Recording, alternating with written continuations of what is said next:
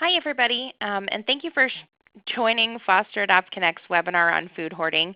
I'm Jamie Kelsey. I'm a trainer here at Foster Adopt Connect, and our presenter today is Heather Sake. She is the Director of Family Support Programs here at Foster Adopt Connect, and also a longtime foster parent herself.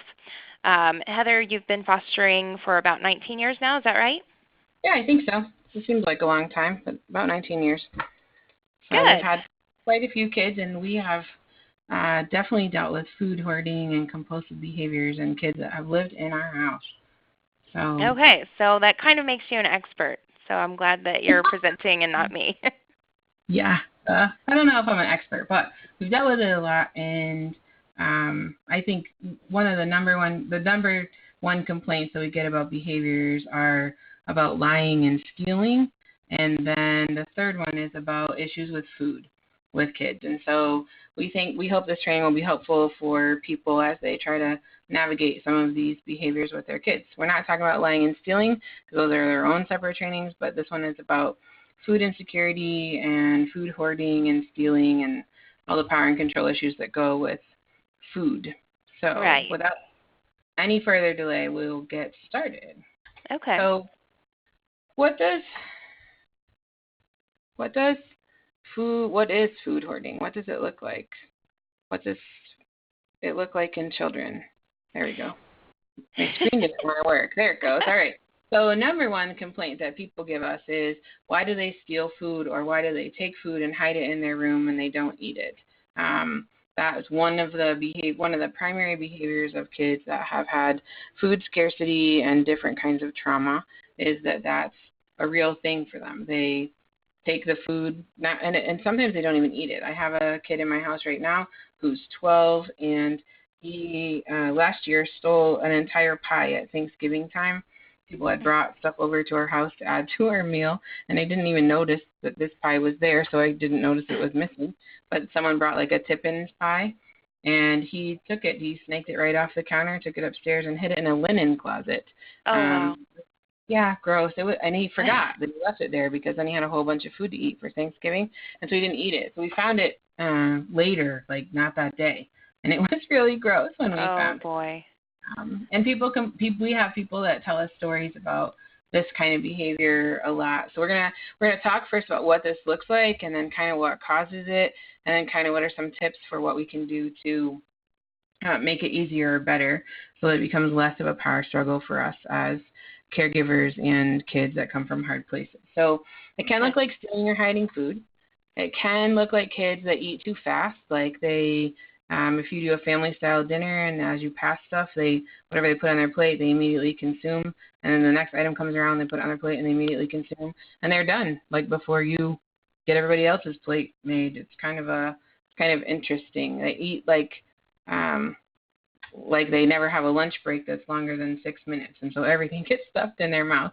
This gobbling and stuffing food is a real thing. They might pack it in and hold it in their cheeks some while they get more in there, and they're eventually like chewing on it, but they will fill their mouths right super full with more than one thing, and hold it in there in a big contained way so that they can get more on their plate. Sometimes it looks like kids eating huge quantities, even to the point of vomiting. So my kid with the pie, my 12-year-old kid who still stole the pie, also will do things like when we go, like maybe we've been out at a soccer tournament and we'll stop at Freddy's steak burger place to get something to eat on our way home. He will eat a double steak burger, and then he will order another double steak burger, and then he will say he's still really starving and he needs another double steak burger. And as an adult, and he has to go back and play more soccer games, I don't want him to be hungry, but I also want him to be sick. But then when he finishes the third one, you'll hear, in a little bit, you'll be like, oh, I feel so sick. But he will have skipped all the French fries and just be eating, and you think, oh, we must really be hungry because he's eating the junk part of the French fries. He's eating the protein. That'd be really, that's good. But it isn't actually, because he only weighs 82 pounds. So 3 double cheeseburgers is a really lot of food for him to put in there. Right. And so, but it's almost like when we're in that setting, sometimes he feels like it's so good he needs to have more because we might never get back to that place again. It's kind of a weird kind of an interesting way for him to think about it. And even though it makes him uncomfortable, he'll do it every single time. And if I try to limit him and say, no, we're only going to have 2 today, or everybody's only having 1 meal today, then I get different behavior because I'm keeping him from something that he feels he really needs to have. And so you kind of weigh the balance of those things, and that sometimes creates more tricks. Right. Sometimes our kids get upset if somebody eats off their plate. Usually when kids are new and come to my house, they either sit really timidly at the table and they don't know how to ask for anything, or they put their arms up, like when you're in Shawshank Redemption. You put your arms up and you lean over the plate and whatever's Protect your on plate. Yeah, it's the protect your plate, because somebody's going to reach over and steal your macaroni or whatever. So they will put their arms up to keep it protected, because no one should eat off their plate. And that is true even if they're done eating sometimes. Like, they'll have food left on their plate and they won't have eaten it because they'll be full, or they'll have stopped, which is really good. But then if someone reaches over and snags that, that one bite of hot dog that's left on their plate or whatever, sometimes then there's just a big response. They get really overreactive to something that's doesn't require that kind of reaction, because someone ate off their plate. It's about ownership and claiming, like, that's mine, even if I'm not going to eat it, you can't have it, kind of stuff. We have lots of people that talk to us about that. The same thing, just like I explained about the kid with the pie, is getting upset if the food is limited or taken away. Like, if I tell, so my kid with the pie, his name is Julian. If I tell Julian that he can only have 1 burger that day, then I get sulking, or he won't eat anything. He'll be like, fine, I don't eat anything. It's a power struggle. And part of it with him is I want to have what I want to have, regardless of what you say, regardless of what's going on. So if you won't let me have 3, then I won't have any. That all or nothing thinking error, that cognitive distortion that they have is pretty ingrained for lots of our kids. And so if I say, well, this is what we're having and that's all there is, we can get some pretty significant behavior out of people. Or if they have behaviors during the meal and you remove their plate, like, and you say, okay, you can go sit over there on the couch for a little while because you're not being appropriate at the table, sometimes then you get a super big reaction from them, because they feel like if they have to leave the environment where the food is, then there's an issue. The issue is related to whatever their behavior is looking like.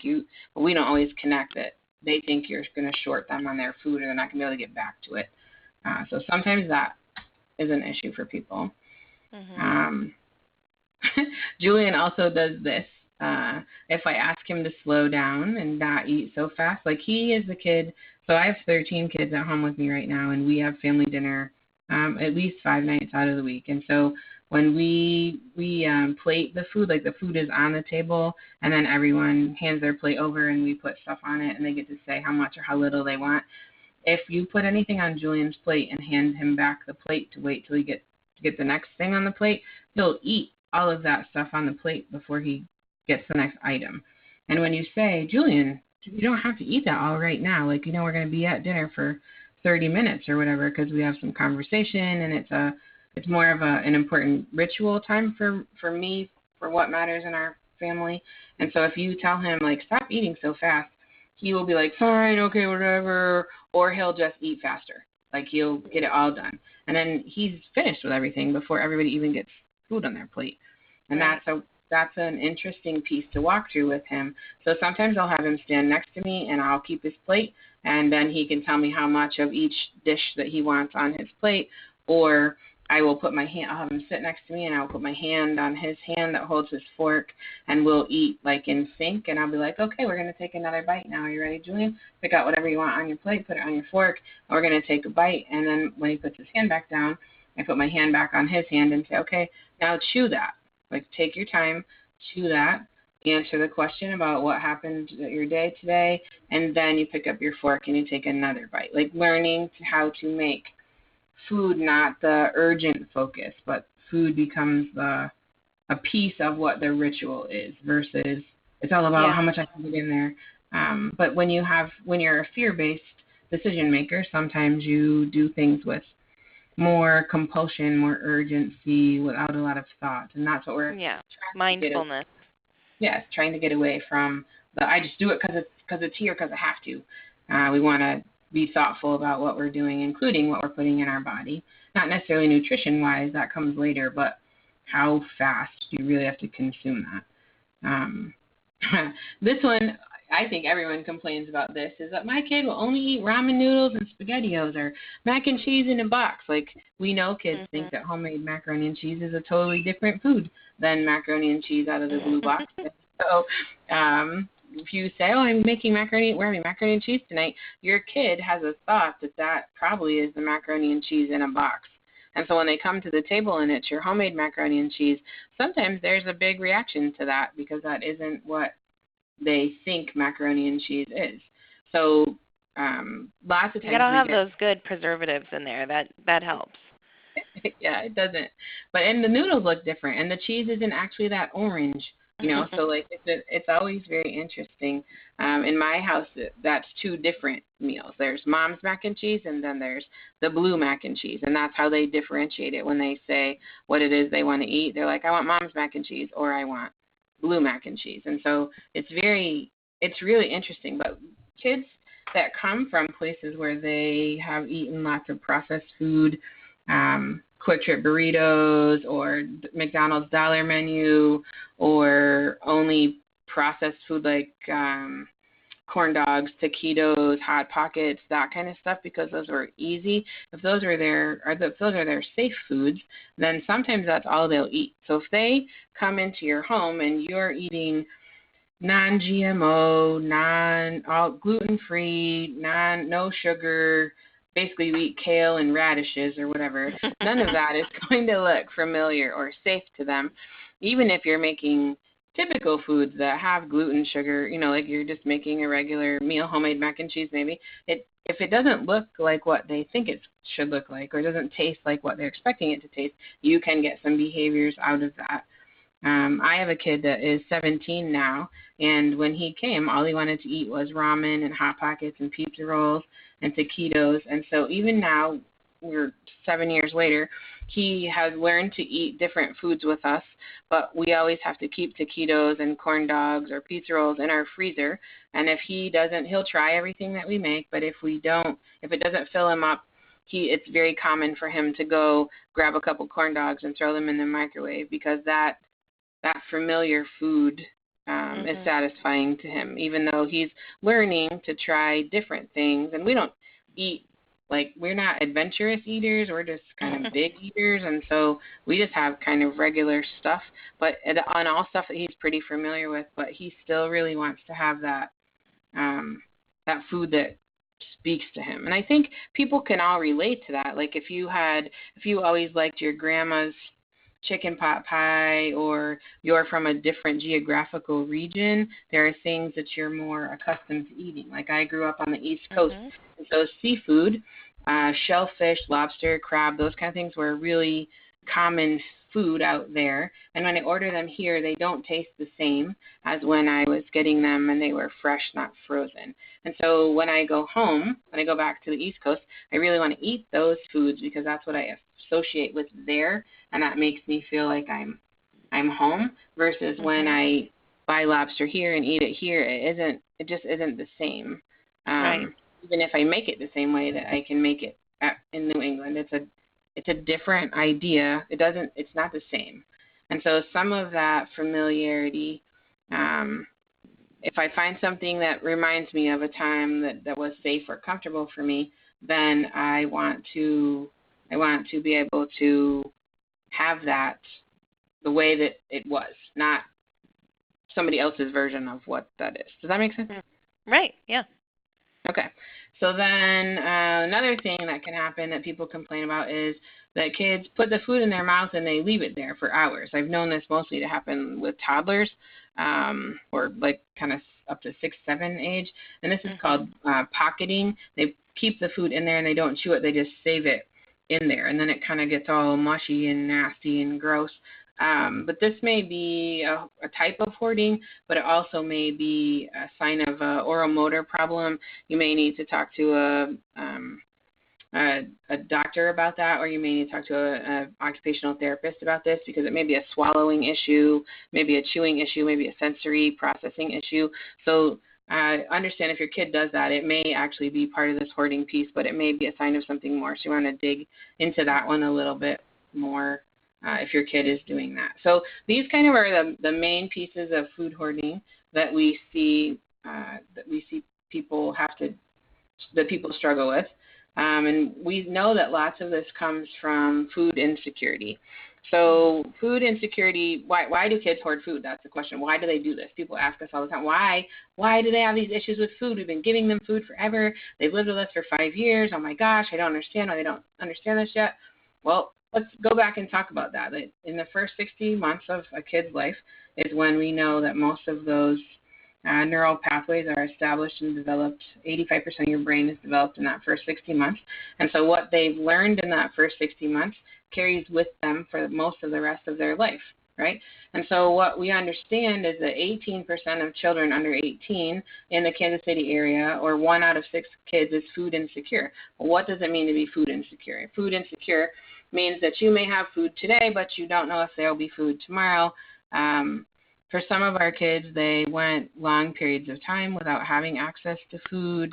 You read the stories in the paper about kids that were living in abandoned houses, or their mom or dad had gone off on a drug binge and had left the kid alone for 5 or 6 days. That creates a sense of food insecurity in addition to the kind of abandonment, trauma, and other things that they have experienced. And so not having enough food, there's actual real things. There's hunger pains. There's a way that your body learns to respond to not having food going in. Food, when you think about Maslow's hierarchy of needs, food is in the bottom of the pyramid, the area that is like air, shelter, water. Food is in that area. And so the reality is that your body knows that it needs to have food to survive. And so not having food, being food insecure, will cause your body to learn how to set yourself up for survival. So it will learn how to find food. Of those 18% of kids, I thought this was an interesting number. Of the 18.1% of kids that are food insecure, only 59% of that 18% qualify for like food stamps or WIC. And I think that has to do a lot with, we have 2-parent families that are working minimum wage jobs, and they make not necessarily enough money to be surviving well on, but they make too much money to qualify for food stamps or TANF or WIC, which is a Women, Infant, and Children Nutrition Program for kids up to age 5. And sometimes they aren't eligible for reduced school, free or reduced lunches. That requires that you are at 200% of the poverty level. And sometimes, because you've been industrious and you have 2 minimum or just above minimum wage jobs, you're working really hard, but you still just don't have enough. And so a few years ago, when the adjustable rate mortgage issues hit the fan, the shift in population of kids that were in care started to come from the working poor instead of from the families that had been very system dependent. And so we have a lot of kids now that have experienced food insecurity, not because their parents weren't working or willing, but because there just wasn't enough resources to go around, or they're not eligible for those programs. And so it's not uncommon for our kids to come in being nervous about how am I going to live if I've been doing this on my own and now I come live in some stranger's house. How will I got to scope the place out to find out how this is all going to work. Right. Another way that food insecurity comes on board for kids is through avenues of abuse or neglect.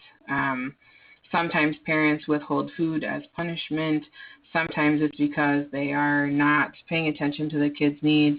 I'm sure that many of us have experienced or encountered or will encounter soon parents that are substance addicted or mentally ill, and they take care of themselves first, and then the kid is second or third down the list. And sometimes parents are having to make choices of, do I buy my cigarettes and put gas in my car so I can go to work, or do I feed my kid? And I think it's awful that people are in that kind of position, but that is the reality of what society looks like today for some folks. And sometimes they are not able to put the kids' needs first. In fact, if they could have put the kids' needs first, then perhaps we wouldn't be dealing with them in foster care. So it's not really a place of judgment, but until we walked in their shoes, we just need to understand that not people don't always make great choices, and so sometimes this food is lower down the list. I'm sure that many of you could tell us stories about, well, the parent went and bought a new Xbox game or a PlayStation game, and the kid's been eating, dry cereal for 3 days and hasn't had, like we all know kind of how some of those stories go. But that does create some trauma that happens for the kid. We know that brain research tells us about how the brain develops. It develops from the bottom up, and so the brain stem, that reptilian primitive brain, which is in the center of this silhouette kid down here at the bottom, that develops first, and that is the part of your brain that is designed to take care of you and to keep you alive. It controls things like blinking, voiding, breathing, processing things through your organs. Like, it's stuff you don't think about, but your body just takes care of for you. And so that's also where your fight, flight, or freeze, the amygdala is where the fight, flight, or freeze pieces stay. And the reality is that when you have this primitive brain doesn't develop further up into the limbic brain or the cortical brain, then you have issues of staying hyper aroused or hyper vigilant. And if you haven't had food, your body is saying, hey, what the heck, I need something. Alert. Because the brain knows, alert, because the brain knows that it needs input, it needs stuff to go in order for your body to continue working. And so when you get hungry, or when you have bad food and it makes you sick, or when there isn't any access to anything, your brain stores that memory and becomes very fear-based. And so what we know are about when you have a state of fear, so this is what Dr. Bruce Perry says, is that in a state of fear, we use the lower, more primitive parts of our brain. And as the perceived threat level goes up, there's less thought, and more reaction, and our responses become more reactive instead of being able to think through, like, something will come tomorrow, or this will be okay. When you have logic.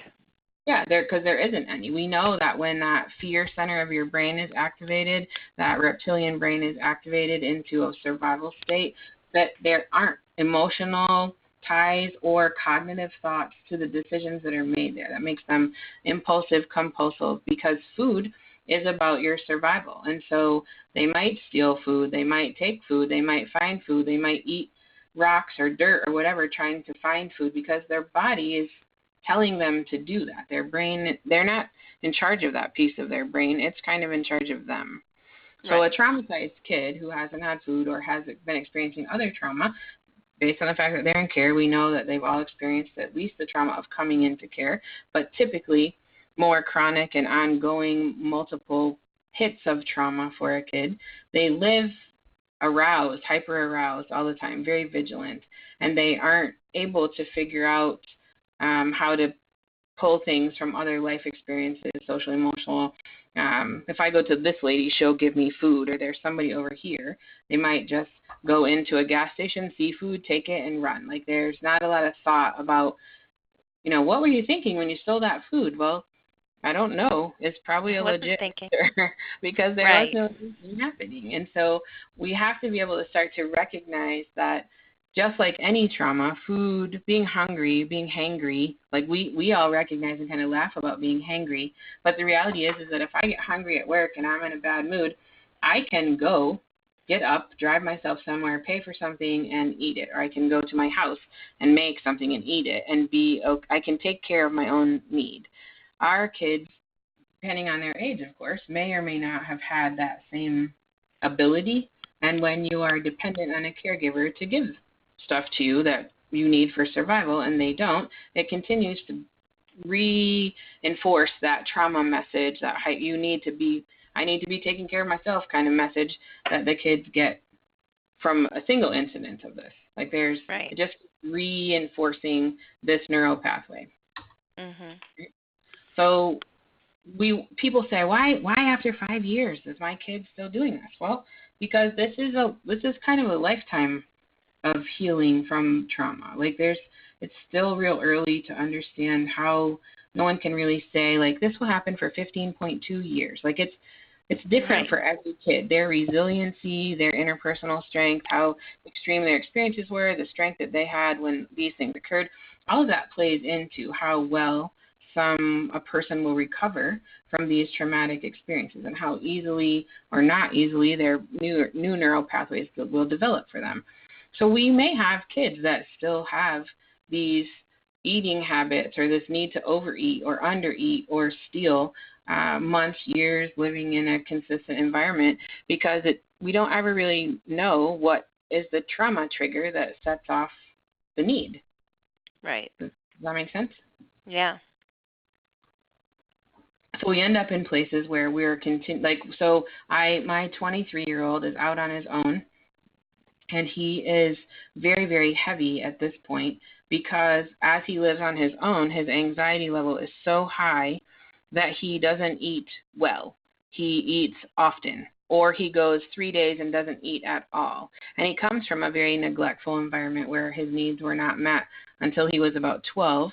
He came to live with us when he was 16, and the reality is that he still doesn't really have a good grasp on why he should eat regularly. So he'll go, if he runs out of money in his paycheck, he'll go 2 or 3 days without eating, and he'll send me a text that says, "Oh, Mom, I haven't eaten for 3 days." And I'll say, "Well, I don't understand why you're not at my house then, because there's tons of food here," right? But he won't make that a priority. But then as soon as he gets paid, he gorges on going out to eat, and I gotta have this, and he won't eat he won't split a pizza with someone. He'll eat a whole pizza because it's just exactly this compulsive cycle, right? Now that I can do it, I gotta have the whole thing. It's the same food hoarding, and he's 23, and he lived with us for 5 or 6 years, and that's still on his own. He went right back to some of these behaviors, and so we just need to remember that this is a journey. Not a destination. We can do this forever, and people might still be dealing with this kind of issue. So how do they make it manageable? How do we make it so that there's something so you can survive this as a parent and your kid can survive this as a kid? How do we do that? What should we do? Be consistent with meals and snacks. This does not mean we're always going to eat every day at 6 o'clock. That would be super nice, but we all know that our lives don't work like that. We have kids on visits, we have workers coming over, we have therapy, you get to put your kid in some activities, we have all of these kind of things going on. Summertime, all bets are off. Oh my gosh, summertime is a crazy time. I saw something on Facebook the other day that said, was a side-by-side image, and on one side it said regular school year eating schedule was breakfast, lunch, after school snack, dinner, after dinner snack, and the other side was every 4 minutes it was a snack. Right. Snack for a 24-hour. That's a true story. That's really what it feels like. That is what it feels like. So being consistent can be, if you have kids that have food scarcity issues or do some hoarding stuff, making a calendar, a meal calendar, and putting it up, letting the kid contribute to it and say what they might want to eat on a certain day, or maybe they say, "I don't want to eat carrots, so can we have broccoli that day instead?" Whatever.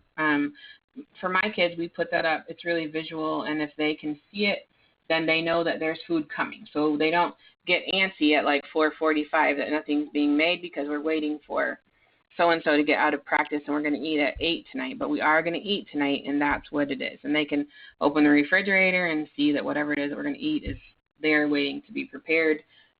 It's really just about making sure people know it's coming and what can they have in the meantime. So snacks are a big deal. They also are a big deal on your budget. And so figuring out how to keep enough snacks around that and what are your rules around them. We're going to talk about that here in a little bit. There's a blog that we have quoted in here. It's called Emerging Mama.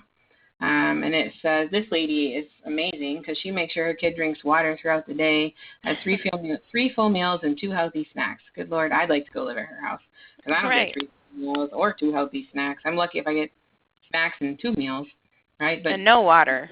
And no, I need to drink some water. If she would come around and take care of me, I'd probably be in better shape. But the reality is that this this is a true thing. Like, so we are regulating blood sugar. That's a biological need. When you get hangry, part of what happens, or your kid kind of dysregulates because they're hungry, a lot of times it is because their blood sugar is low.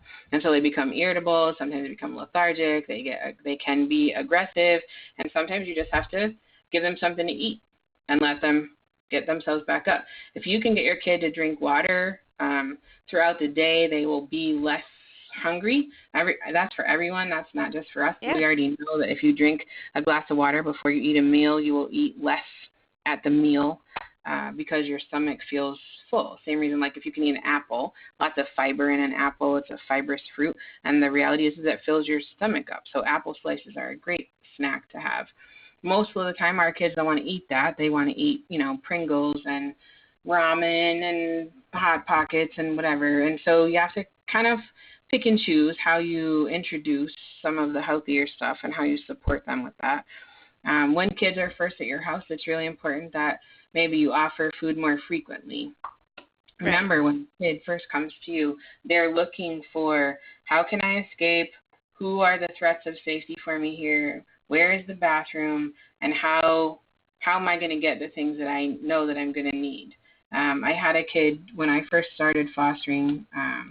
He was 15, and he was in a relative placement, and he came and did a pre-placement visit with me because he had asked to leave his relative home, and nobody really understood why he wanted to leave his relative home, and he had two brothers that were there. And he came, and he was sitting at my table, and we were talking, and he kept, looking past me to my kitchen, and I finally turned around, and there was a six-pack of Sprite and a loaf of bread on the counter, which is not uncommon at my house. And he said, I said, are you hungry? And he said, yes, I am. And I said, well, I have peanut butter and jelly. Can I make you a sandwich? And he's like, that would be great.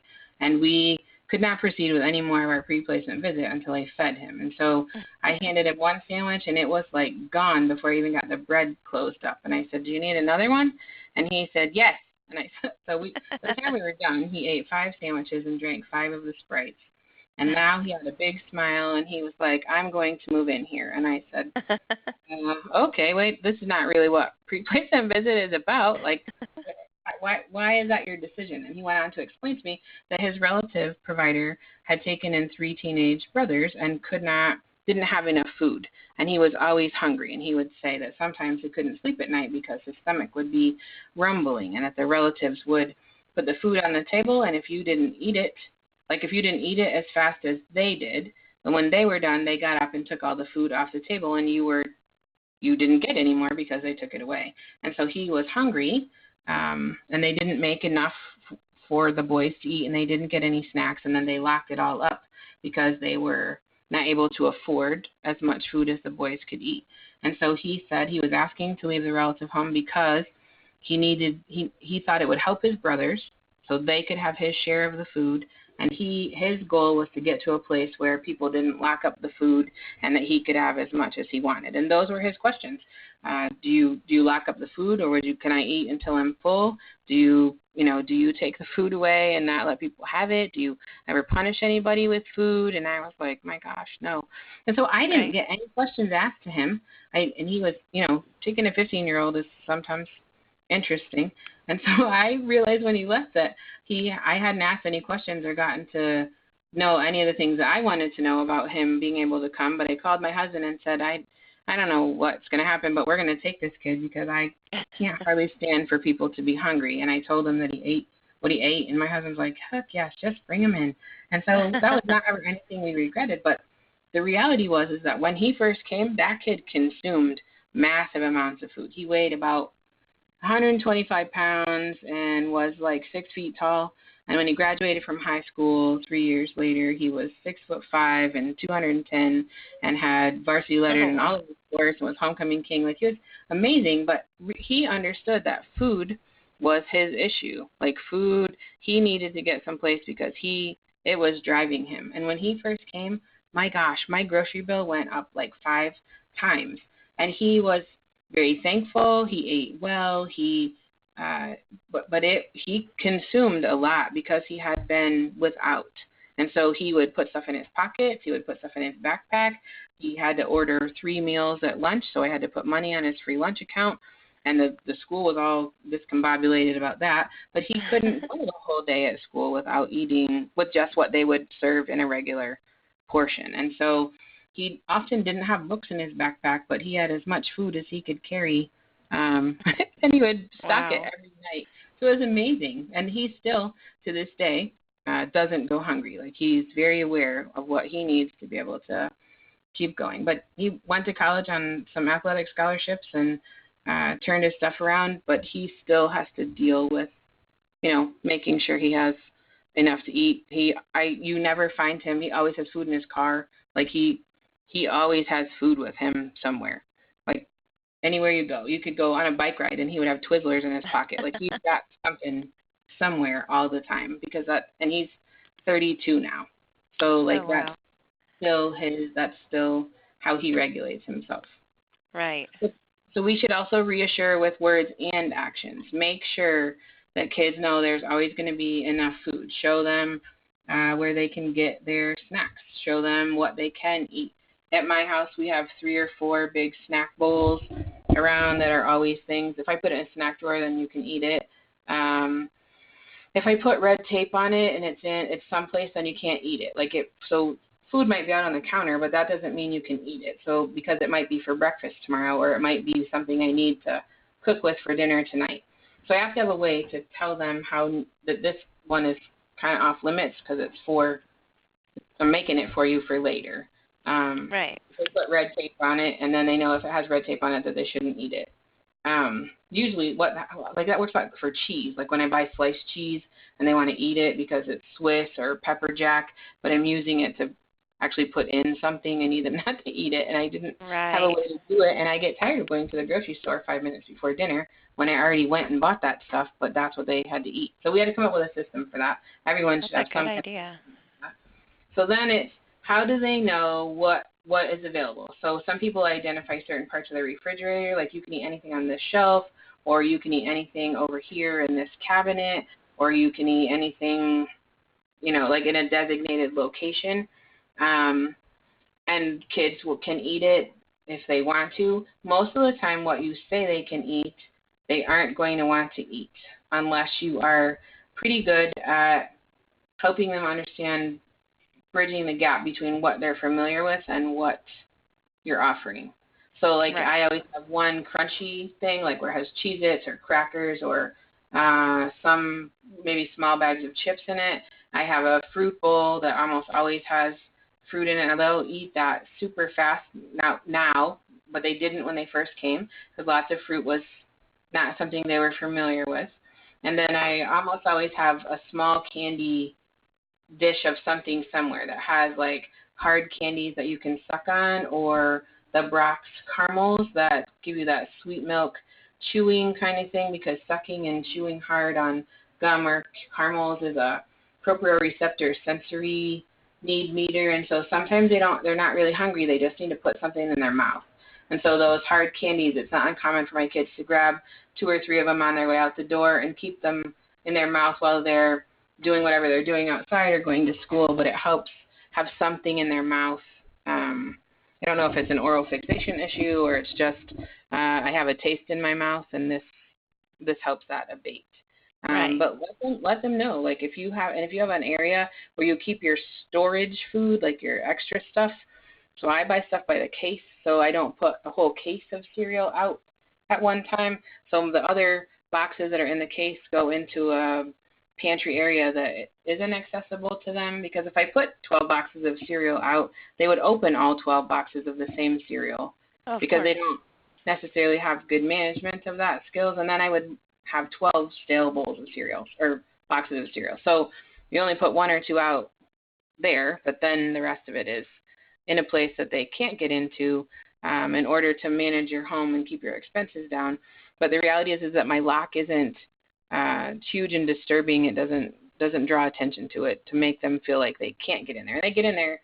It's open when I'm home, but it's just when we're not home and somebody's home alone that they don't get to access that. Right. So when you put it out,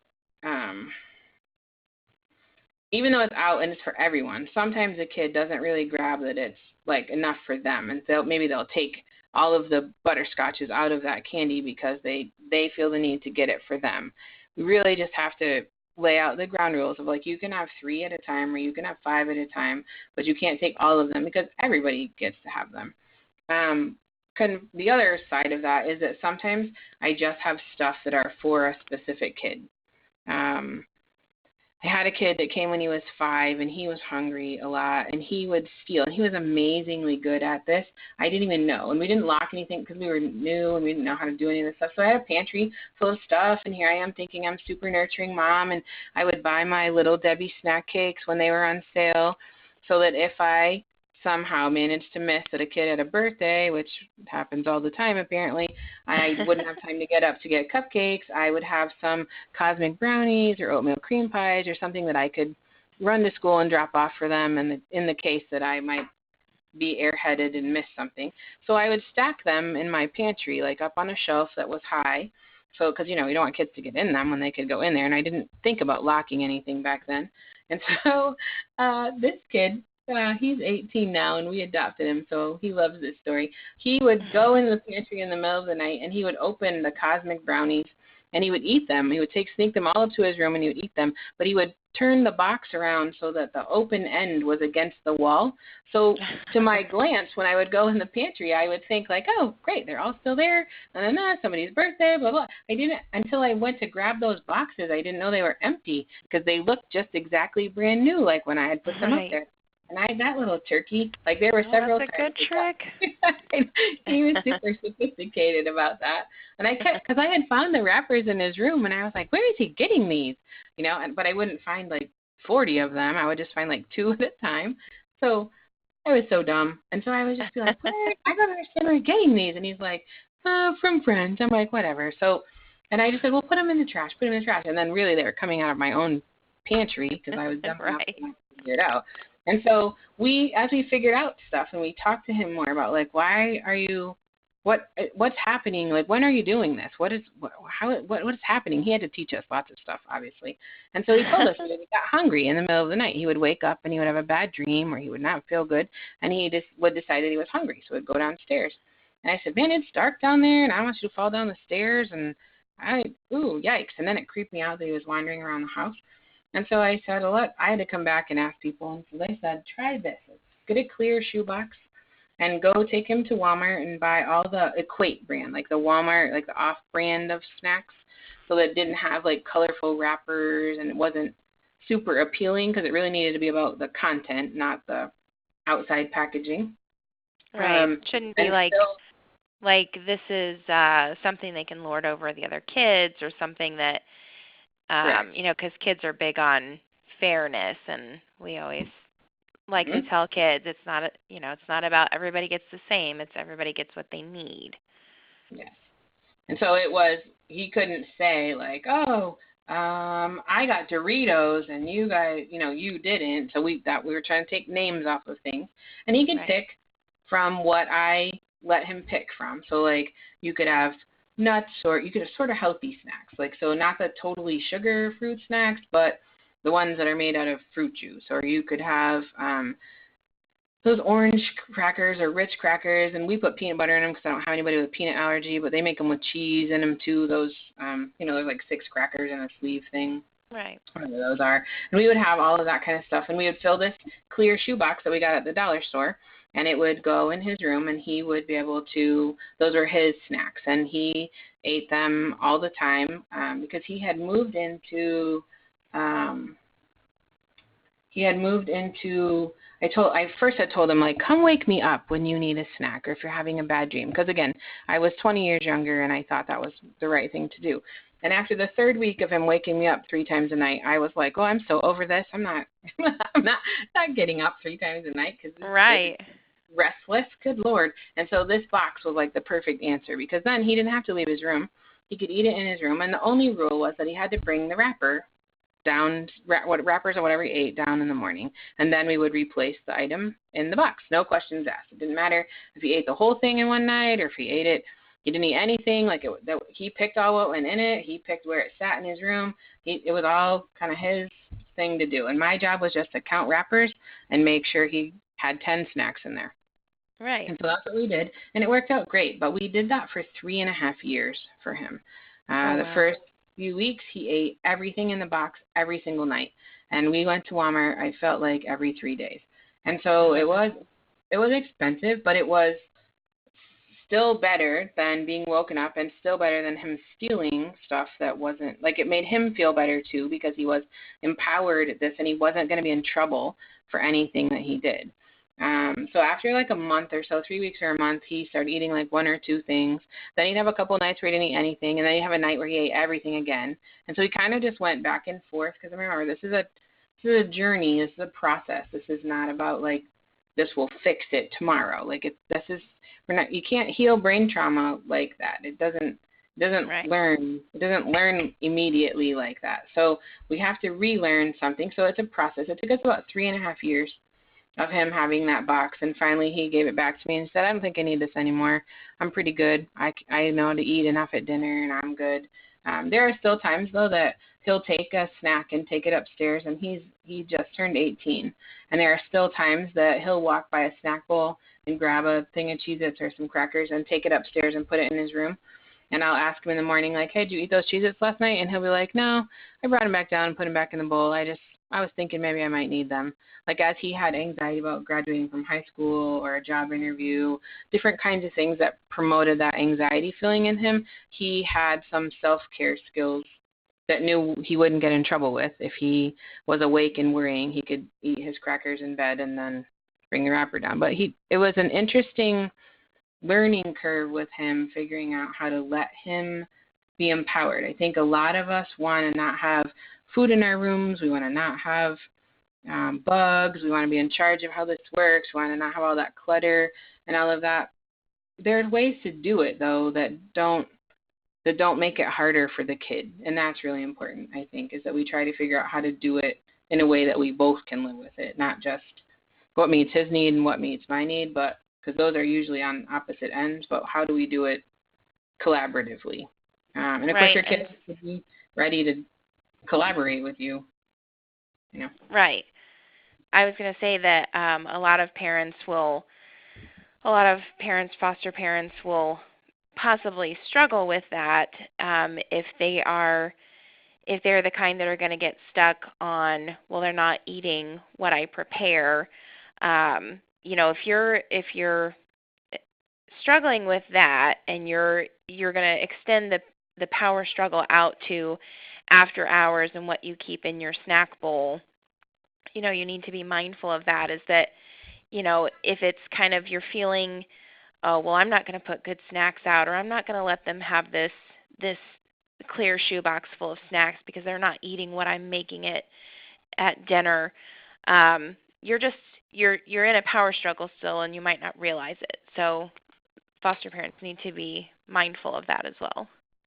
I think that's a super good point, because I think we sometimes end up in power struggles with all great intentions, and we don't realize that we're personalizing a response, or we're trying to control some things that don't need to be controlled. And we put a lot of effort and energy into those things, and we're fighting fights that don't really actually matter in the big picture of things, right? Right. I think that we fight bedtimes, there's a lot, you and I know, because from teaching the classes, that we have people that come in and the complaints are really about stealing, lying, and food, and what is up with food, and that, like, those Right. really are the big three that people have. Like, the other behaviors are sometimes bigger, but these are more chronic behaviors that are just annoying and difficult. And what happens is we personalize them. Like, we personalize it when a kid that we love and we've been pouring into lies to us. We personalize it when a kid we are invested in steals from us. It is difficult not to personalize those things. It is harder to recognize that I'm personalizing the food piece. Because then it turns into, like, you're not respecting the rules of the house, or I've done all of this for you. I don't understand why you can't just follow this simple rule and eat the food in the kitchen. And so we try to create order and structure in our home, which is necessary, but sometimes that creates the very situation that causes the problems to pop out, right? So learning how to back down from that before you get into that spot is really important. Another important piece to remember is that, my gosh, our kids are at school for a long day. And sometimes they're with teachers and school people longer than they are with us for awake time. So they're with us longer because they sleep, but they are at school for a significant number of hours.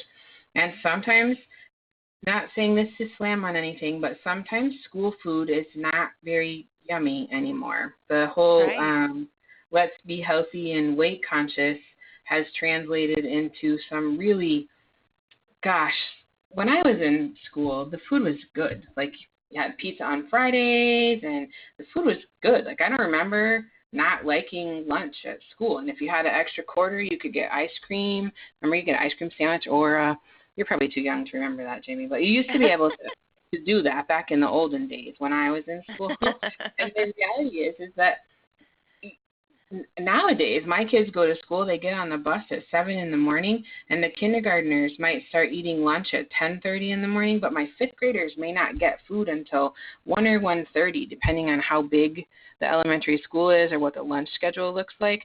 And so if they leave my house at 7 and they didn't eat something for breakfast, or they didn't want to eat breakfast at school, then that's a long time to go from dinner the night before until 1:30 in the afternoon without having something to eat.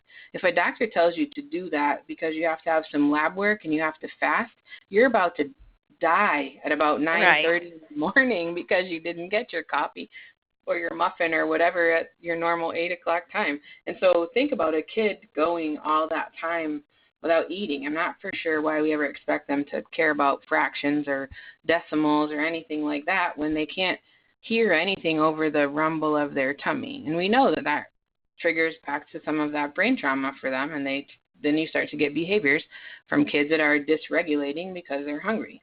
So really do reach out to your kid's teacher and figure out a way to get snacks to be available. Some teachers have a kid assigned every day that sends a snack for everyone in the class. That's usually in elementary school. But our big kids are hungry too, and if your teacher doesn't do that, or a kid doesn't bring a snack, your kid is still going to dysregulate because he comes from a food scarcity issue where the typical peers in his classroom may not have food scarcity trauma. So the reality is that we need to make sure that our kids have something they can access. So for my kids, the kids that have this issue, I send a box to school with their name on it, like a Tupperware container or Rubbermaid container, like one that looks like a canister, kind of has a hinge lid. And I've label makered their name on it, and it says, whatever, say kids snack. And I put stuff in about 2 weeks worth of stuff in it. So I have a kid that's on the spectrum, and his blood sugar drops alarmingly, and you get major, big giant tantrums out of him when he gets hangry. And his metabolism is to die for. Like, I would love to have his metabolism. He has no body fat. He has straight muscle. It's so annoying because he eats all the junk he can possibly find. But because he doesn't have any fat left on his body anywhere, he really, when his sugar drops, he doesn't have any reserves to pull from. And so he bottoms out and gets really hungry, doesn't make sense, gets super irritable, and that's resulted in some suspensions and some different kind of behaviors that then create bigger hardship and obviously more shame for him. And so if the teacher can keep these buckets in their classrooms, he knows where to go to get them, and he can just get them, when the teacher says it's okay. Maybe the teacher has to say he has to eat at the nurse's office, or he has to go out in the hallway and eat it or whatever. He's in 8th grade or going into 9th grade now. And so we have it built into his IEP, but we've had to do this since kindergarten for him. And so he gets baggies of things. He knows what he needs. Like 3 Oreos will pull him back up. There are certain times of the day that he has some harder sensory needs, and so sometimes he has to eat something crunchy, or sometimes he has to chew some gum, or sometimes he has to like Lifesaver gummies or gummy fruit snacks, and he knows what his portions are. And like, he'll never eat 6 Oreos, but he will only eat 3 because that's part of that routineness for him. But if we don't have the buckets, or the buckets are out, I'm almost guaranteed that he'll have struggles and be in the recovery room, if not suspended. And so it really is important to make sure that you are working with the people that have them for a long time, believe me, I promise you it will cut down on your suspensions and the behaviors that you have out of your kid, because you're keeping them biologically regulated with their blood sugar, and they understand that that's coming from you. Which is another important point, is that most of all good things need to come from parents, if that's possible. So I think that probably everyone that is going to listen to this webinar has had an interaction with someone that has had great intentions and has wanted to help, but has absolutely totally overstepped the boundaries of what is acceptable. So I have a kid that ate the zipper off of 3 backpacks within the first 6 weeks of school last year. I don't know why he ate them, but he did. He was having lots of anxiety. We were at a new school. I don't know. I have no idea why he ate the zippers, but he did. So he chewed them off. The backpacks weren't functional. He was dropping stuff all out of them. So I took the backpacks and would give him another one. After the third one in 6 weeks, I said, dude, you don't need any more backpacks. You're just eating them. Like, we don't need to eat backpacks. And so I gave him different kind of chew toys, and that kind of solved his issue to deal with his anxiety. And of course, he was settling into a new classroom, new environment, and the anxiety, the chewing, the need was less. So the teacher just decided that she felt bad for him because he didn't have a backpack, and so she just gave him one. And he came strutting home from school with it, and I said, what is that? And he said, oh, my teacher gave it to me because she said that you have so many kids, you probably couldn't afford to buy me another backpack, and so she thought I should have one, so she gave it to me. I think she likes me best. I'm like, holy God, oh my gosh. Okay, so we had to go have a little conversation, because that isn't how that works. Like, strangers don't get to provide things to my kids without my permission, because we're about building relationship and trust and nurturing with our kids, and we will give them what they need when they have to have it, and it's our job to know that, which is all of your job to know that too. And so the reality is I don't let teachers give my kid a coat. I don't let teachers give my kid shoes. I don't let teachers give them anything. They can talk to me, and we can discuss that. I also don't think that teachers should expect that our kids or kids in care will come without school supplies or will come ill-prepared for school. That's our job, is to make sure kids have what they need. And this includes food for this particular training. This includes food. So I don't need the teacher to fill the snack box. I don't need the teacher to be responsible for giving my kid lunch or whatever. I need to provide that, and you need to provide that as the parent of the kid. So the kid having snack box in the room doesn't become the teacher's job to fill it. That all comes from us, and the box is Cody brings the box home, or I send a bag of stuff in and he goes in and puts it in the box. Like, that's how that has to work, because even when he's not with me, that nurturing and attachment and trust is still coming, because he knows I provided the things he likes or the things he needs or the things he wants. And if we're building that, that is a great opportunity in your absence to still demonstrate that you are still present, even though you're not physically with them. And that's, right. If we're going to rebuild the way that they view things and the way that they are able to handle relationships, that's very important. That's kind of how we start to build attachment, right? So That's an important piece.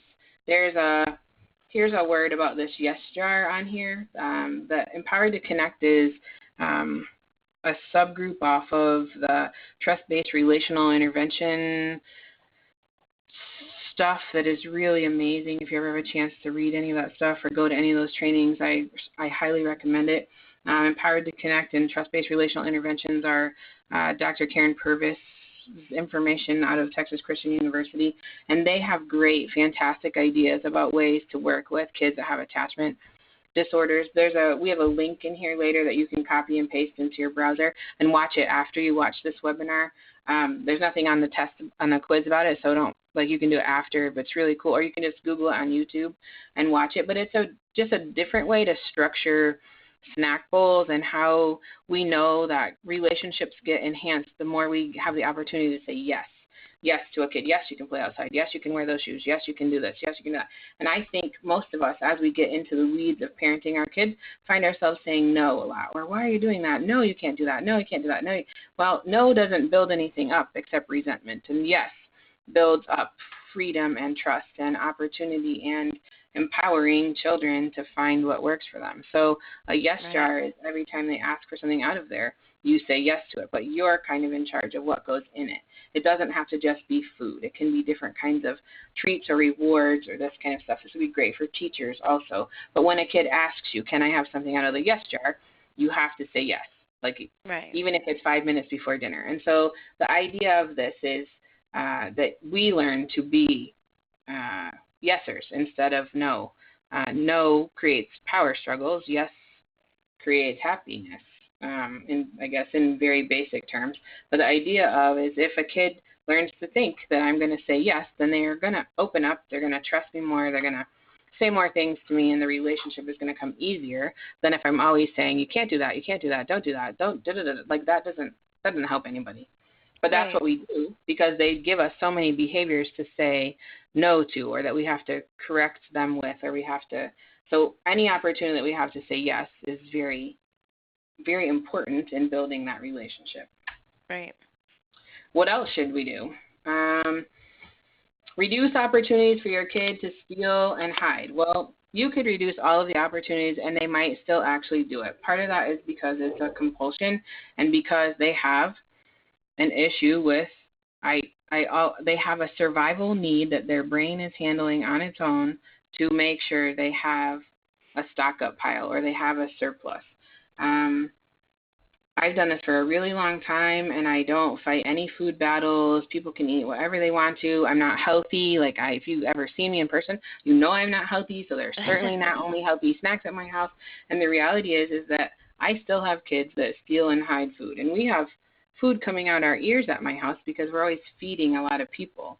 And it is part of their process to learn how not to respond to these compulsive needs that they have.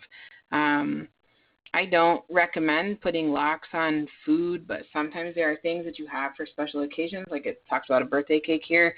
You might want to put that up. The kid that stole the pie at Thanksgiving time did cut a piece out of the center of some other kid's birthday cake. I totally forgot about that. And it was right it was the piece with all the icing, like where the decorative icing stuff was. I forget what was on it, Batman or something. And he took a piece right out of the center of that cake, and nobody noticed it because it was off on a counter in a different, in the laundry room or something, because it was for bedtime. But he stole that piece of cake out of the center of that cake, and after dinner when we were getting ready to do the other kid's birthday, we pulled the cake out, and there's this big giant hole in the center of that cake. No. And I was like, what? The top of my head almost blew off because that was somebody else's cake. You can't, I don't even have time to go get another cake. So you're kind of stuck, right? And so being smart about some of that is important. But, if you give permission for things, they're less likely to be sneaky.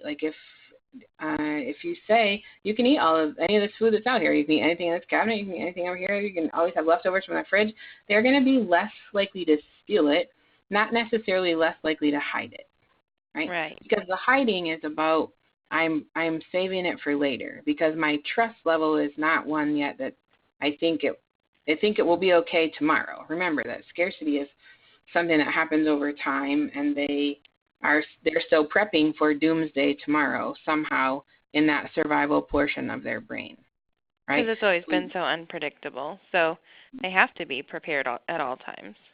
Sure. That only makes sense. You ever travel and, they're putting all these restrictions on airline bags and what you can carry, and I think pretty soon we're going to be able to be down to, taking your wallet on the plane instead of carry-on luggages, and then you're going to have to pay $800 for big suitcases. But part of the struggle with that is that people want to take the things they're comfortable with them. And when you're going to a place that even if you know it, you don't know that they'll have fill in the blank at that place. So I'm going to, so sunscreen is a great example. So every place in the universe has sunscreen, I would imagine. I don't know that for a fact, but that'd be my guess. Anywhere I'm going has sunscreen.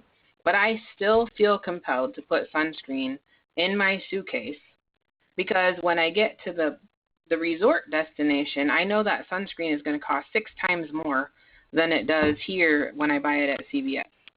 So Right. I feel this overwhelming need to make sure I have sunscreen. I also understand that if I don't have sunscreen, I'm going to have a sunburn. It's going to blister. And for the next 3 weeks, all my skin is going to be flaking off because I got blisters and I got a sunburn. And so sunscreen feels like an essential when I put it in my bag. Even though I know, my brain knows that there will be a CVS in Florida, there will be sunscreen in the resort hotel store, I still get really mad at the airline people who put all these restrictions down or tell me I can't take my sunscreen in my carry-on because it's bigger than 3 ounces.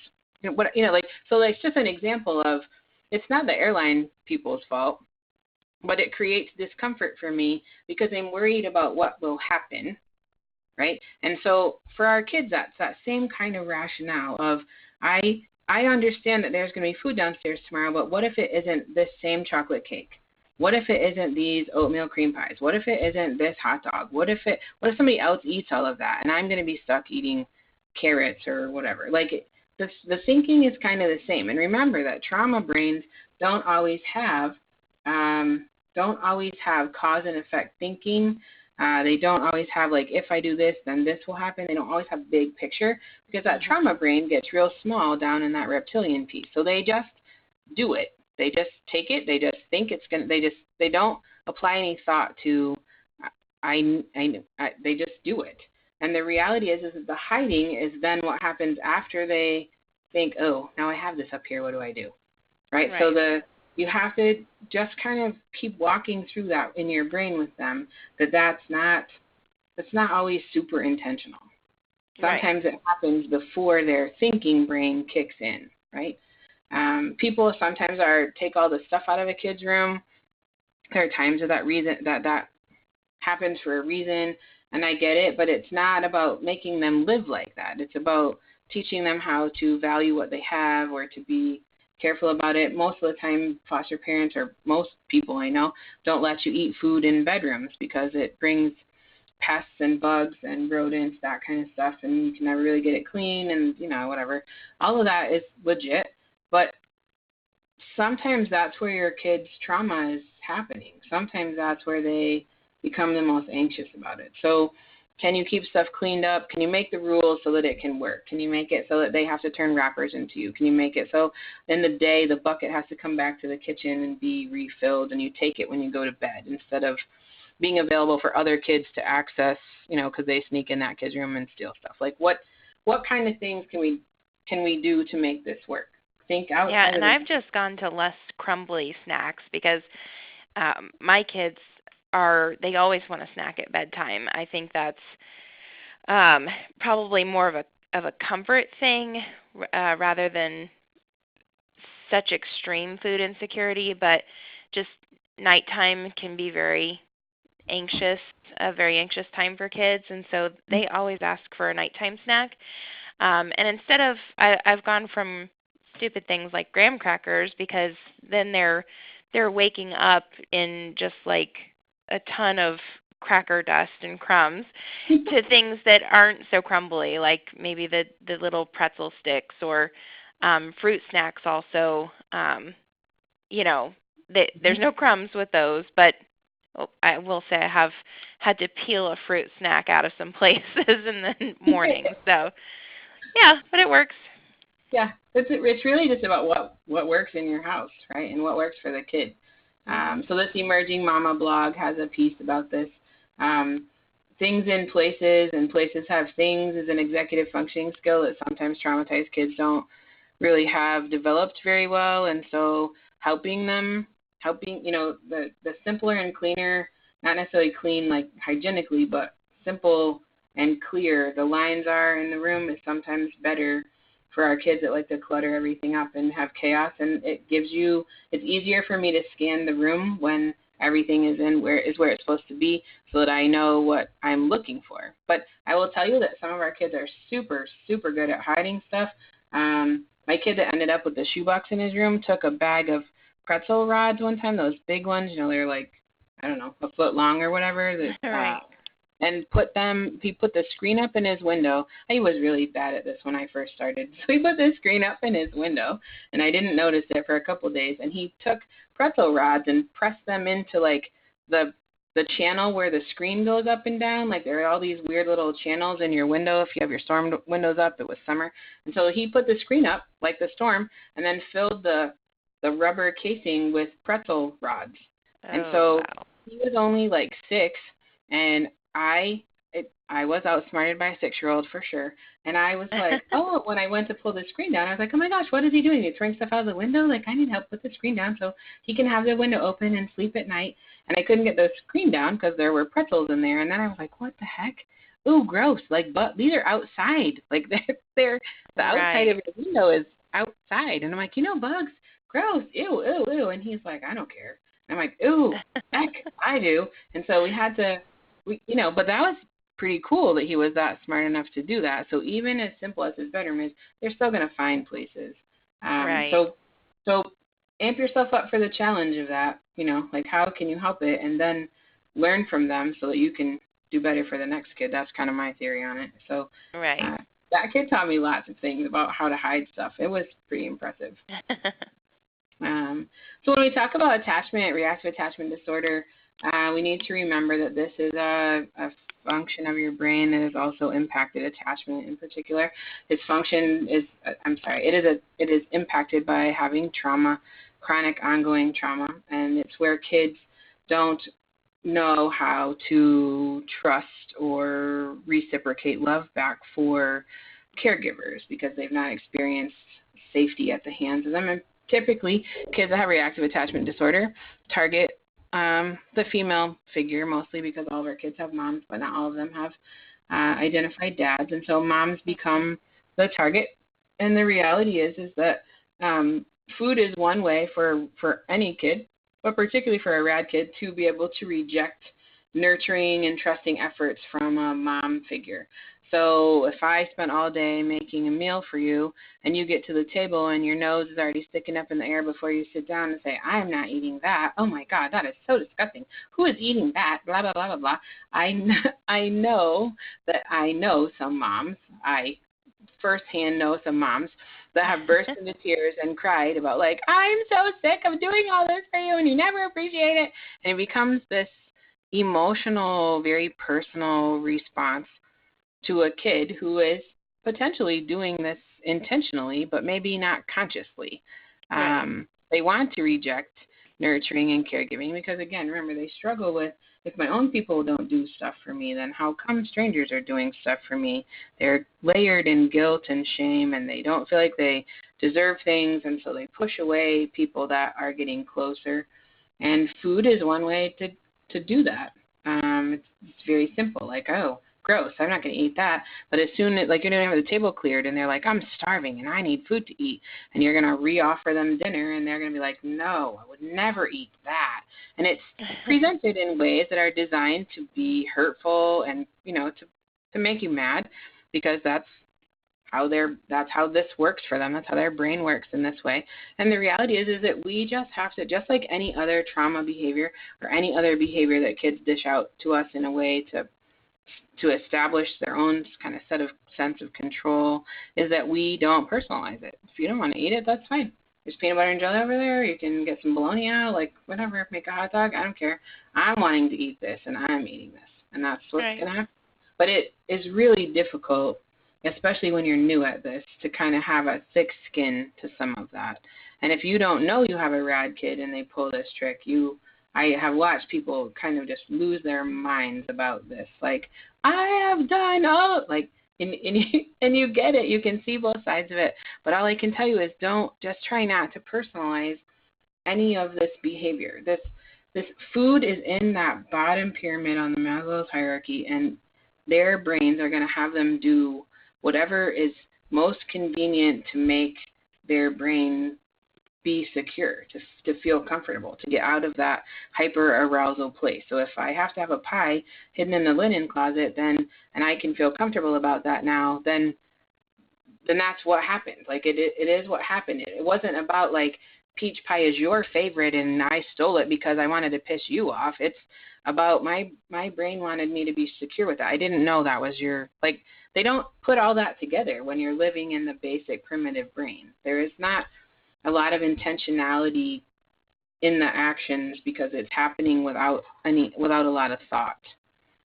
So we got to remember not to personalize all of this, and also to do that whole thing about like, do you know how much money I spent on that? No, and they don't care. Like, and that isn't kid business. Like, a kid doesn't have to. If you spent, $8 a pound on some sort of meat, and you wanted them to have a treat, and they don't like it, and they chew it up and spit it across the table at you, and you're all going to be mad. I'm going to get complaint emails about this, but that's on you for buying $8 meat for them. Like, don't buy that for yourself and buy them a cheaper steak if you don't know if they're going to eat it.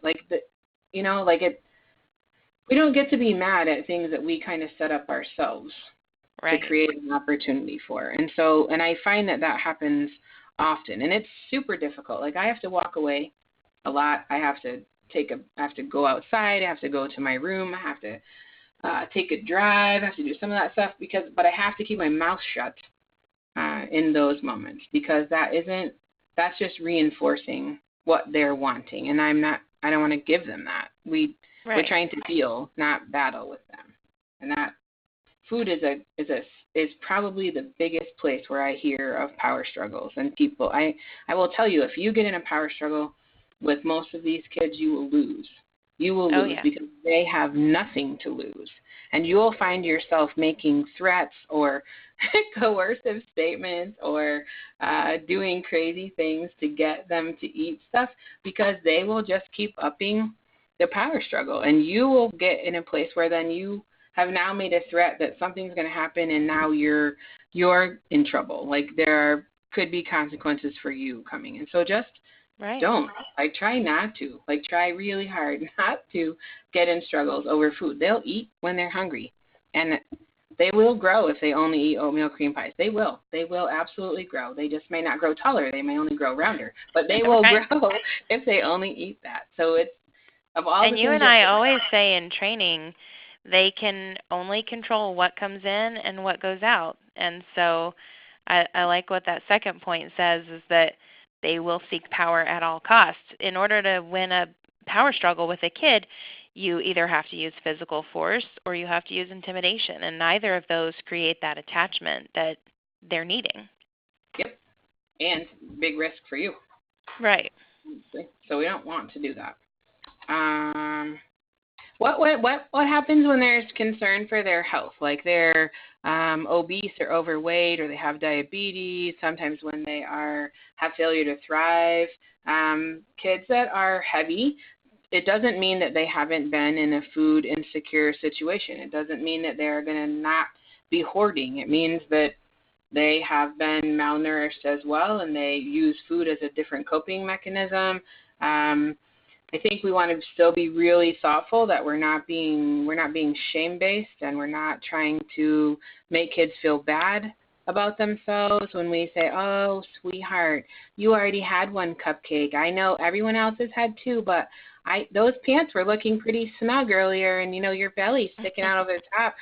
We're not going to let you have another one." Like, that's not I bet lots of us know people who had a parent that was like that at one point, and the reality is that they already got a lot of shame going on. They already have a lot of self-image and self-esteem issues. Like, if you have to deal with a kid that is overweight and you feel like it's a health condition, then you should be talking to their doctor about it. If they have diabetes or another medical condition, or they take medication that makes them retain their weight, you should be talking to your provider about what are the ways. Sometimes maybe what you need to do is let her eat 2 cupcakes, and then your evening activity is to go for a walk. And maybe you're going to have to get up and go with them, which is probably the very last thing you want to do. But the reality is that maybe we can build that into a trusting relationship-based activity instead of a shaming activity that causes them to want to hide or not have it.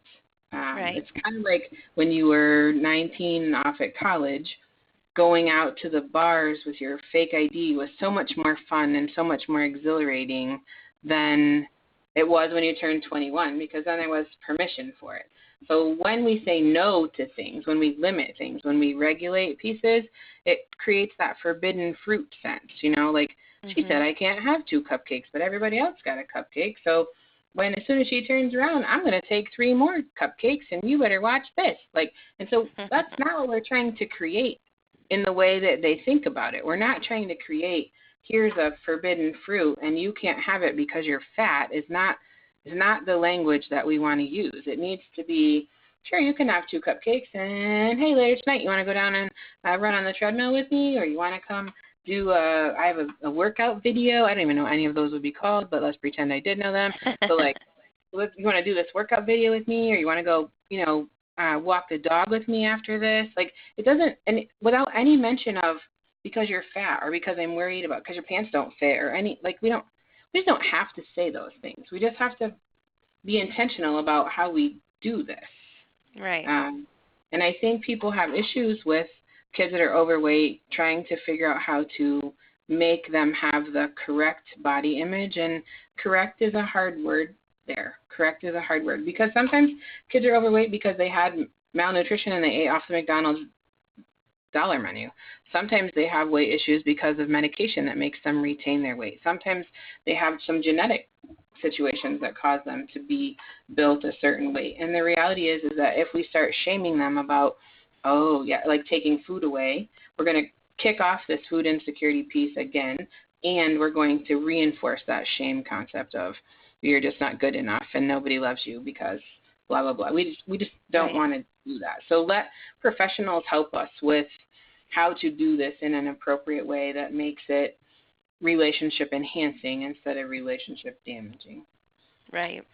I know that if anybody ever tells me I have to go on a diet, I immediately go out and find like junk food. Like right, even just thinking about it. When I go to the doctor and they have that really masochistic chart of like if I'm 5'2", I should weigh 105 pounds. I don't know who made that chart, but I don't like them, whoever that is. You just need to be taller. That's what that chart says. If I was 8 feet tall, I would be exactly the right weight. So that's really what it comes down to. But when the doctor says to me, oh, my goodness, you need to lose some weight, it's not my favorite part of the visit, and it doesn't make me like the doctor. But when the doctor will say to me, like, man, your cholesterol's doing great or your blood pressure's looking good, really like this, then I'm more willing to hear now if we could just lose another 5 pounds, like there's a relationship piece in that lets that message be heard in a way that is different than the chart says that you're morbidly obese and you're probably going to die in 2 weeks. Good luck. I don't even know why you're here. Like the message is so different when it comes based in a relationship, which is really important. So if we're concerned for the kids' health, we really want to keep doing things that enhance the relationship. So one of the things that doesn't enhance the relationship is locking everything up. All that does is that's the easier form of parenting. It is not necessarily the better form of parenting. Now, sometimes there are things that you need to secure, but I'm telling you, when people come in or I go out on home visits and I see their houses and they have those big master padlock things, that doesn't say to me, this is a great place to grow kids. It doesn't say to me, gosh, I feel like this is warm and nurturing and everything's going to be awesome here. It says either these people have been through a war with somebody or they're they have to secure stuff because they don't want to get off the couch. Right. So and I'm talking about the big padlocks. Like there are other ways to secure things. There are those magnet locks that like they have at the doctor's office where you have to get the little thing and you run it over, but you don't see anything on the outside of your cabinet door. There are freezer locks that are the same color as your appliance that are like a flap that comes over and you can twist it and you don't have to necessarily. There's a code lock you can put over on a freezer that works like that. There are toilet seat locks. We understand why people put toilet seat locks on when you have toddlers. Like there are reasons and times for those things and places and times when that is appropriate. But if I was a kid coming into your house and every freezer you have has a big padlock screwed into it, I'm not going to feel like you're probably really going to be looking out for me. And what I want to do is get in that freezer. Right. So in my house, we have a big cedar chest that my husband's great uncle, somebody made. It's got some big historical story that I don't even know, so I won't bother to tell you. But it's not really the most attractive piece of furniture, but it does sit in our the TV room where we hang out, and it has blankets in it, and it also has a hasp and a little padlock, like a little tiny gold padlock, like one you'd have on a diary or something. Like it's not a real secure. It's clearly not going to hold this box together if somebody tips this box upside down. But I will tell you that I will have new kids come in, and as soon as we walk out of the room, the first thing they do is try to bust that lock off of that chest. And I tell them there's only blankets in there. Like it's quilts that my husband's grandma made. Like they're not even blankets you're going to want to snuggle with. Like they're just things that are too big for my closet.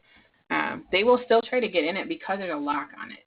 Because they think that the good things are in there. Just like thieves come in and go to what is locked before they take stuff that isn't locked. It's locking stuffing or restricting it, just like the alcohol at age 21, makes it more intriguing, appealing, interesting to you. And so if we lock the freezers and refrigerators, those kids think, well, when we go to bed, they're just going to sit down there and they're probably eating all the good pizza and they probably got that freezer full of ice cream and they're having all of that. Like, they're thinking that's where the adult food is. That's where the good stuff is. It isn't actually. It's just creating more stress and it says food obsession with anxiety. That.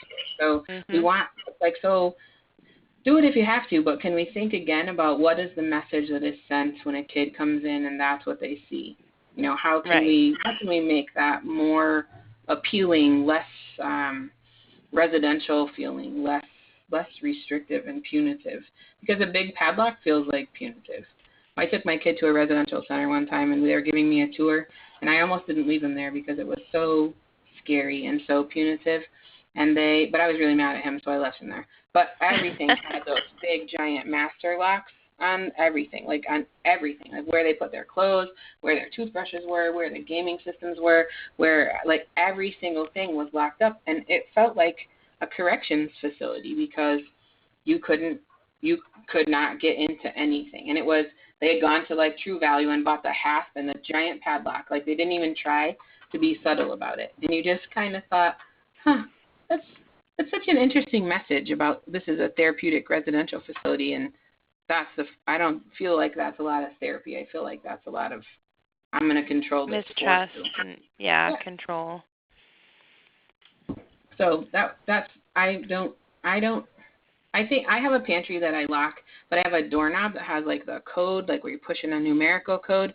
So it looks just like a regular kind of doorknob, but it has numbers on it. And the reality is that when I'm home, that door is open. Kids are in and out of there. There's no issues. But when we're not home or kids are with maybe babysitters or child care workers, and I don't want even the babysitters to eat all of that food, I have the door shut. Like, it's not a huge deal. When a kid wants in there, they ask me, I put in the code, and off it goes. But the reality is that it doesn't make my house look residential. If people can walk through my house and not actually notice that doorknob. I also have one on my master bedroom because that's where the medication is and that's where things that I've confiscated live. We always, there's money or cash in there. Not that all of you should come to my house and rob me now because it's not really that much money. But the idea is that I need to boundary some of that so that they can't actually access it. But there's a purpose for that, and not everything is behind my bedroom door. Just the things that I really need them not to get to, medication, kids' money, other people's phones, that kind of stuff. I need that to be kind of restricted. But they also can be in there when I'm home, the door isn't locked, like they are in and out of there. So it's really just about, what's your culture? What does that say about your house when you lock everything up? And I laugh at this picture because I've seen some that look like this, and it really does make me laugh because I think, oh my gosh, what are we doing? What are we doing? Yeah. So it's okay. Sometimes this is what this says. It's okay to let a kid overeat sometimes what we're trying to retrain kids in is how to recognize the cues in their brain for I'm hungry, I'm seriously hungry, and I'm full. Like so that they can learn to moderate and manage themselves. This is a piece of regulation. So when I'm dysregulated, I'm a stress eater, so when I'm dysregulated, I eat more than I normally would. If I'm not stressed out, I'm able to walk away from stuff. I'm able to say, no, I don't even want any of that.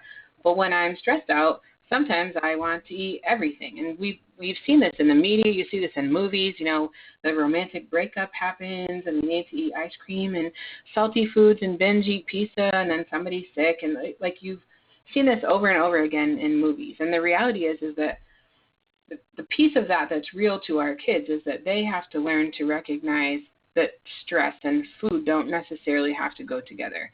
And they need to learn how their body reacts to being hungry and to feeling full. And that's something that has to be rebuilt in their brain. And they need to be able to become attuned to that. You all have walked around in this universe, and you know that there are lots of people that don't have the ability to cue those things. People will be full and they will still eat. That's how we have adult obesity, and we have lots of chronic health issues related to that. So the reality is that this is a kind of a lifetime management of this piece. This is not you have to fix this in the first 6 months they're living with you. This is something that that person, that kid, is going to have to manage for the rest of their life, because when they are free from you, and I said that wrong, but when they don't live with you anymore, or they've gone on their own, or they're adults and they've aged out, or they've been adopted and they're living on their own, the reality is that they are going to have to manage that for themselves. Like, they can eat 6 Big Macs at McDonald's, but they're going to have consequences from that. And so it's to their benefit to learn these cues and how to manage and moderate, but that's part of that regulation. So initially when kids are with us, or maybe even for several years when kids are with us, they may overeat. They may learn to, and our job is to kind of process with them, like, wow, your tummy hurts, or gosh, you just threw all that up. Maybe 6 pieces of birthday cake is too much for you. Maybe next time when we have a birthday cake, you could just have 2 pieces. That would be, like, let's try that and see how that feels, because we have to help them understand what that is. Those are things they haven't necessarily had any experience with. So we have to talk them through that, just like we talk about feelings or reactions or behaviors. Talk about that same kind of behavior. Let's see. So here's some tips. Feed them every 2 to 3 hours. It says older kids every 3 to 4 hours. I would tell you feed them all every 2 to 3 hours, because especially if they're new to your house. My teenagers eat 5 times as much as my young children, but also making it available to them helps. But like Cody, my kid that's on the spectrum, he's in 9th grade and he eats just about every 90 minutes. And that's pretty routine for him. So they will kind of set a clock for you. Sometimes they don't want to eat anything in the morning, but they need 2 snacks at night. So, like just kind of get a feel for what works for them, and then you can work on paring it down into something that feels more manageable. If a kid is new at your house, offer food more frequently. I make it available all the time. I try not to lose my mind when they want to make a sandwich 5 minutes before dinner. They can see me standing at the stove, but they might get an eye roll from me, but they also get to have the sandwich, because I'm not fighting any food. And I'll say, man, thanks that you want to eat that peanut butter sandwich, because I am making some amazing dinner. And sometimes I get the eye roll back, but the reality is we're not having a battle. I don't have dishes flying. I don't have anybody throwing stuff. It's not worth that. It's not worth anything. Nobody's being triggered over food. Yep. Tell them as much as you can. There'll always be enough food. We always have enough food. I'm not a small person, and so I say, look at me. Does it look like we ever run out of food? I promise you, I go to the store every 2 days, and I buy toilet paper and food, because we're never going to run out of either of those 2 things. So if you need to go to the store with me, you can, but however it works for you to help them feel like that's safe for them. All my kids know what the big pantry looks like the warehouse place. So my kid that steals the pie, that still has pretty significant food issues, it's his job to fill all the stuff in the kitchen pantry, like where the containers are for cereal and the stuff that they can eat all the time. It's his job while we're doing dishes to refill all of the containers. So if cereal is out, or we don't have the peanut butter's gone, or whatever, it's his job while we're doing dishes to get in the pantry and restock the kitchen pantry. And that works in a multiple benefit of ways. He gets to go in the pantry and see how much we have. He gets to bring it out to the real pantry so he knows where it is and where he can access it. And he gets to be assured that everything is full, and that if he needed to come down in the middle of the night, it's right. He knows right where it is. He organizes that cabinet. It's his job to kind of keep track of that.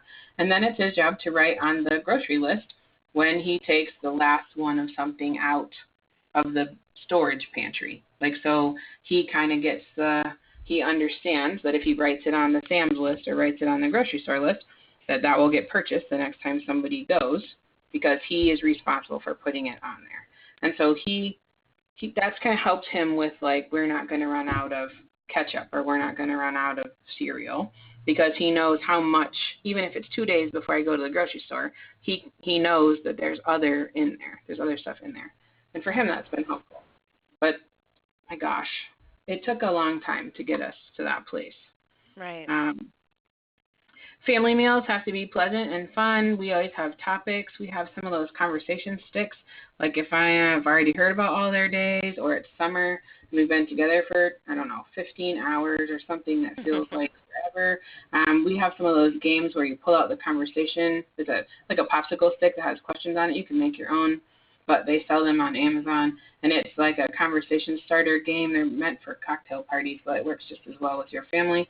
And it will ask you questions like, name 3 things that are on your bucket list, or whatever the questions are. And then everyone goes around and talks about that stuff. So we're not talking about who's not eating their beans or who's not eating peas or who just spit all their meat out on their plate. Like, we're not talking about that. We're talking about the question. Like, and you kind of can learn stuff. And the pressure on the kid is not about food at that point. We're not battling over if you're going to, like, you are going to eat that is not coming out of my mouth. We're talking about, well, you want to go to the St. Louis Arch someday? That's cool. Like, it's the focus is off of it, and it makes the food a piece of the ritual as opposed to being the only focus of the ritual. Yeah. Yep. If you go places, make sure you are paying attention to your time and take stuff with them. Like, we buy all our kids water bottles, and they can put whatever they put in them. Usually water is what we have them put in it. But then if you go to the park, they can refill the water bottle. And then sometimes we run by and grab like a bag of Cheetos, or we grab whatever. I don't always have a balanced snack, but we always have something. It might just be that like a bag of suckers or something, because learning to eat is not always about eating big quantities of things or eating big bulky things. Sometimes it's about, like, hey, I got 1 sleeve of peanut butter crackers and there's 6 of us here, so everybody gets a cracker and we're all even and that's what we got. Now it's going to hold us over till dinner. Let's go home and get it cooking. Like, that's, like, it's a lot about how you process it to make it be okay. Now, would 1 peanut butter cracker work to keep a kid blood sugar regulated? No. So, but the fact that you have something is relationship enhancing and builds that trust piece. So try to pay attention. I almost always have a bag of one of those soft-sided cooler bags of stuff in my car. Sometimes it's gotten hot and it's not so pleasant anymore. And sometimes being able to show the kid, like, we could eat these, but it feels like it's one big pile of gummy bears. Like, I don't know how we actually would eat it because it's melted in here because it's 105 degrees out. Like, sometimes the fact that I have it is sufficient for the kid to know that the effort was made. Does that make sense? And that you're taking care of them and looking out for them. Right. And if I screw it up, then there's always a gas station, and we go, and that gets more expensive because then I get to pick out what they want. And then we, but like, if I have a kid that's dysregulating, that's what we do. Like, you got to have something. So if I have Cody with me and it's been 90 minutes, he hasn't eaten something, we may be going to Quick Trip so he can get a taquito or a hot dog, or sometimes they surprise me and they buy more healthy stuff. Like, sometimes he'll get a banana or an apple if they're in the front. So, like, we just have to, if you don't plan ahead for it, then be prepared to respond to it. Right. Let the snack be something that can be, like, school lunch doesn't have much fat or carbs in it anymore. So my kids all run pretty high on their metabolism because they're pretty hyper aroused and they all play sports.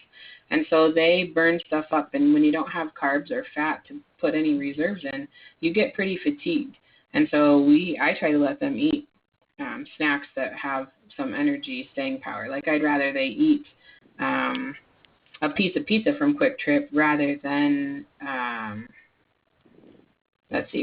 like maybe just an apple, or rather than a candy bar. Like, they might be inclined to go to a candy bar, but I may say this piece of pizza might be better for you. You want a piece of pizza or a pretzel because there's some carbs in it if they have a game coming up, as opposed to a Snickers bar that's going to give them short energy or what they think it's going to do. So sometimes a snack seems bigger than what they think they should have for a snack, if that makes any sense. Right. So pay attention to what's happening. Always, so if they give you a list of things that they like to eat, always make sure that you have some stuff that they can eat. So this is weirdly out of context, but like I have a daughter that won't eat carrots. And so when we have carrots, I have another daughter that likes to make glazed carrots like that. She's 8, and that's her favorite thing to make is glazed carrots. And so we have them often because my 8-year-old likes to make them. But the older daughter, who's 13, will not eat carrots. Like, she has never eaten carrots. She's not going to eat carrots. Blah, blah, blah. Doesn't matter how much brown sugar somebody puts on them. She's not eating any carrots. So she gets to pick something out of the snack bowl that replaces the carrots for her meal. So if we have pork chops, macaroni and cheese, and carrots, which is a lot of starch, she doesn't have to have the carrots, but she can get a package of animal crackers or whatever out of the bowl and put it on her plate. So she still has 3 things on her plate or 4 things on her plate. And then it doesn't make her feel like she's not getting as much as everybody else. Now, we do that selectively. You kind of have to establish the things you don't eat, and it can't be like, I don't eat anything ever. I just want animal crackers all the time. But there are legitimate things that people don't like that you have. And so the issue is not to create stress for the kid that they're going to be starving because they're having everything they don't like. This is going to suck. It's going to be terrible. They're making me eat this Brussels sprouts and blah, blah, blah. It isn't about that. It's about make sure you have something that you can eat on there. Put something out of the snack. Right. You'll be fine. Or they can swap out, if it's the carb that they don't like at that meal, then they can pick a carb that they do like. Or, if my son wouldn't eat vegetables, he never really had a problem with fruit. And so, I'd say, okay, well, you tried the broccoli, you didn't like it, that's fine. Now go get, an applesauce or a banana. So I was always fine with that. Right. Yep. Let the kid help you cook or meal plan. Take them to the grocery store with you, really. It could be expensive a little bit, but it's also good for them to know how much stuff costs. Like, that's part of some life skills stuff that we would be teaching kids if they were older. Right. This one always makes me laugh. If they don't like anything, tell them how to get rid of it. We've all had that kid that just is all over the table and makes a big dramatic deal. And the reality is that we don't want that. So if you don't like it, it's fine. I appreciate that you tried it, but please spit it in your napkin or go around and spit it in the trash can, and everything will be fine. Right? You don't have to eat it if it's on your plate, but I'm so glad that you tried it. Again, it's all about how you pose your response. I've watched parents, I've been the parent that's been like, oh my gosh, what are you doing? That's so gross. Blah, blah, blah. Well, now I just gave them a whole bunch of reaction that they were looking for. Right. Instead of like, oh man, it stinks that you don't like that because this is one of my favorite things. That's a bummer. But you can spit it out. Go ahead. Yeah, no worries. But and I think for new foster parents, they have to know the kid will get there. Just like I told you, my son would eat fruit but hardly ever vegetables, and I was that panicked foster parent who was like, he won't eat vegetables. What do we do? Like I've probably been to a few pediatricians who thought I was crazy, and what I ended up doing was just kind of mulching them up and throwing them into other things, hiding them. But eventually he did get to the point where he would try them and he would barf them up on the table. And that was progress for us. And now we're finally to the point where he has a favorite vegetable. He will try everything on his plate and likes quite a few vegetables. So cool. They will make progress. But when those first vomiting issues happen, you kind of flip out. Right. We've all been through it, and that's just how it is. But it does get better. You're right. That's an important piece. It does get better. Yeah. Here's another one that's really important. Don't worry about manners. They're going to come because they're going to come. But if you start everything off as a struggle, like everything is wrong and they need to hold their fork this way and they have to do this and get your elbows off the table, you're going to exhaust yourself and you're not going to make eating a relationship enhancing time. It becomes a police patrolling time. So Manners will come. Let's not worry about those right away. Just show Yeah, and them. if the only way that they'll try a new food is to pick it up with their fingers and touch it and just kind of become familiar with it, it's I mean it's probably not something that they're doing just to gross us out. It's an unfamiliar food like you talked about before. They're becoming familiar with it, and so yeah, the manners will come. Yep. Yep. Yep. Yep. I mean, gosh, I know adults that don't use manners, so I don't know that that's all kids must learn these by age 14 kind of thing, right? Right. So this says serve foods family style, so a kid can serve themselves. Well, sometimes you have a big table, or sometimes you set it out like a buffet style, and they can do it. If like at my house, we plate, like the food is on the table, but we plate the plates, like we how did I say that wrong? We put the food on the plate for them, but the kid gets to say, like I'll say, do you want carrots? Yes, okay. Do you want meat? Yes, okay. Do you want macaroni and cheese? Yes, okay. And do you want a lot or a little? Do you want a big steak or a little steak? Do you want a half a steak or a whole steak? Do you want a big scoop of carrots or a small scoop of carrots? And they get to tell me. They can even come and stand over. Like my table is 16 foot long, and so I have to stand in the middle of the table and get the 20 plates around to me. And so they may come and bring their plate to me, and then they get what they want. But I scoop it because our table is wide enough that they can't all reach it. And so Right. I don't plate the meal and put it on their placemat and say this is what you will eat without expecting pretty much all hell to break loose, because that's not actually very empowering or relationship based. It's not my power and control issue. Like you're gonna eat what you're gonna eat, and I don't want to waste it by putting it on your plate just for you to have a tantrum. Like I don't. That's Right. counterintuitive to me if what we're trying to do is build things. So here are some resources that you can also use. They are they'll be helpful to you if you want more information about this. Other than that, we are going to be signing off here. You will take a quiz. You'll log in, put your information in, and take a probably 7 or 8 question quiz. I can't remember which one it is. And then it will email a certificate to you, and you will get the training credit for this class. So we thank you for joining us today. Don't forget to log in and take your quiz, though. If you have any problems with it, email us at, what is our email, Jamie, the training email? Yes, I think it is fosteradopttraining@gmail.com. That's what it is. I always know it when you say it. I never know what to say it. So thanks for being here, and we'll talk to you soon.